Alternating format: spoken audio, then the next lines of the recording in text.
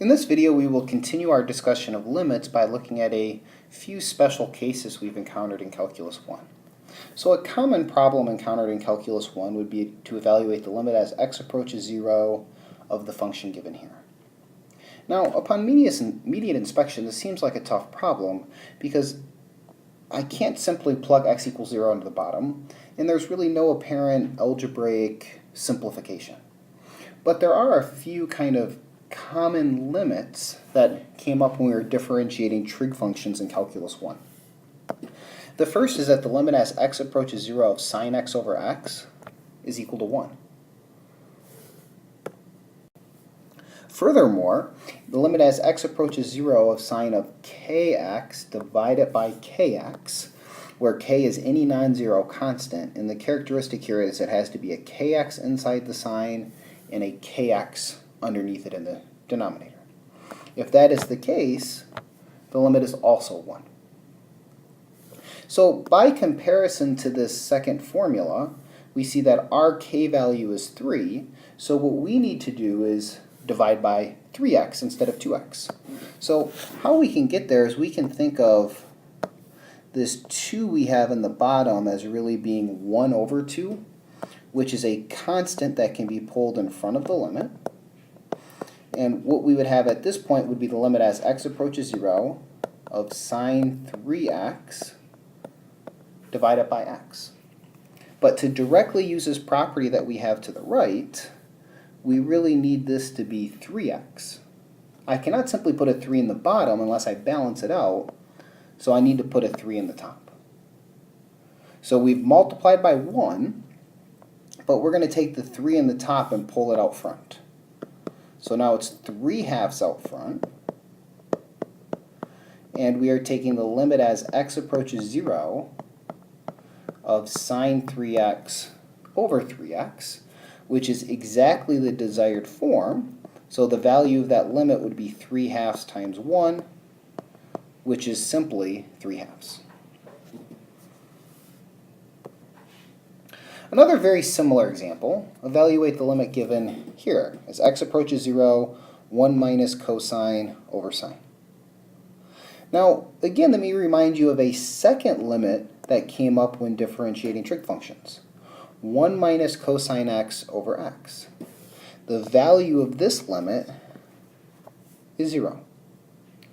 So thinking back to what we saw on the previous slide, and we'll write it down here as well, the limit as x approaches 0 of sine x over x is 1.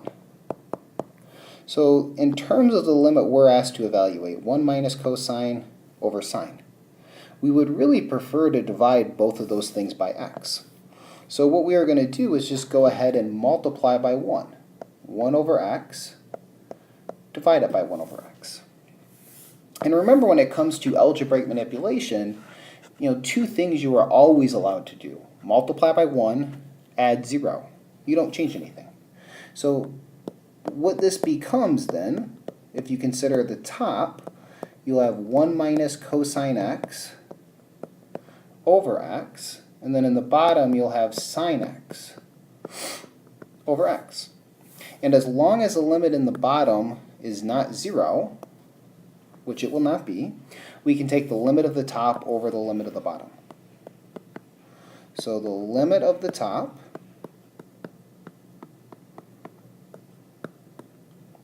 divided by the limit of the bottom. The limit in the top is 0, the limit in the bottom is 1. 0 over 1 is the number 0.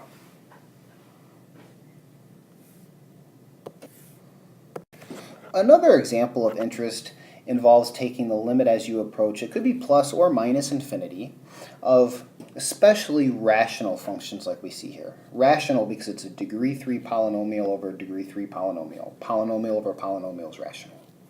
And as a starting point for us, and I'll mention there are shortcut formulas based upon the powers that we see, but we want to think maybe the technique that we use to approach here, because it will be useful later on when we're dealing with limits of new types of functions for us, exponentials, logarithms, and such.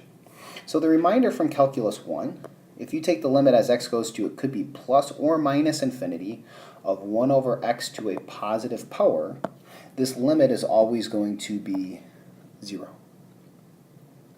So looking at what we have here in terms of the limit we would like to evaluate, I'm going to make a very simple observation. If I focus in on the denominator, the largest power of x I see is x cubed. So what I'm going to do is take that largest power, and I'm going to multiply by 1. And I'm going to write 1 as 1 over x cubed divided by 1 over x cubed. And we're going to take that 1 over x cubed and just multiply it through by everything. And when we do that, the top simplifies very nicely. 2x cubed over x cubed is 2. And in the bottom, we'll have 1 over x cubed plus 1. And now let's just apply our limit laws. We'll take the limit in the top, divide it by the limit in the bottom. And when we take the limit in the bottom, we can just go ahead and take the limit of the first term plus the limit of that second term, i.e. break the limit up over addition. The limit of a constant is always at constant, and what we see here in the limit as x goes to infinity of 1 over x cubed, that's exactly of the form that we have to the right. So 2 over 0 plus 1 is 2.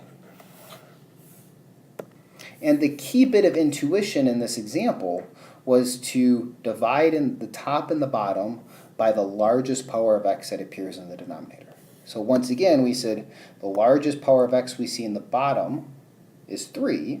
So we simply multiplied this thing by 1 over x cubed, divided by 1 over x cubed, and then we used our limit laws. From a bigger picture perspective, let me remind you, this is a rational function, degree 3 in the top, degree 3 in the bottom. And if it's the same degree, you just take the leading coefficient in the top, 2, divide it by the leading coefficient in the bottom, 1. So we get 2, which is exactly what we had a moment ago. One last example, and we're going to evaluate this both ways. So looking at it from more of a big picture perspective, note degree 1 over degree 2. And if the power in the bottom is bigger than the top, the value of this limit should be 0. So let's go ahead and verify that this is true. So using our technique from the previous slide, we said we look at the denominator. The largest power in the denominator is 2. So we multiply by 1 over x squared, divide it by 1 over x squared, just multiplying by 1. And we take that 1 over x squared, we distribute it through to each term. When we do that, in the top, x over x squared is 1 over x. In the bottom, it's 1 over x squared plus 1. Using our limit laws, we have the limit in the top, divide it by the limit in the bottom. And in the bottom, we once again just go ahead and break that up in terms of the limit of the first, divide it by the limit of the second. The limit of a constant is always at constant, and that limit in the top, 1 over x to the 1, as we go to infinity, is 0. 1 over x squared, as we go to infinity, also 0. So 0 over 0 plus 1 gives us back a 0. Note, that's exactly what we claimed a moment ago, just by comparing the powers of the function. So as a reminder, as you go to infinity, if the degree is larger in the bottom, the limit is 0. Larger in the top, it would be infinity. And if they're the same degree, you divide the leading coefficients.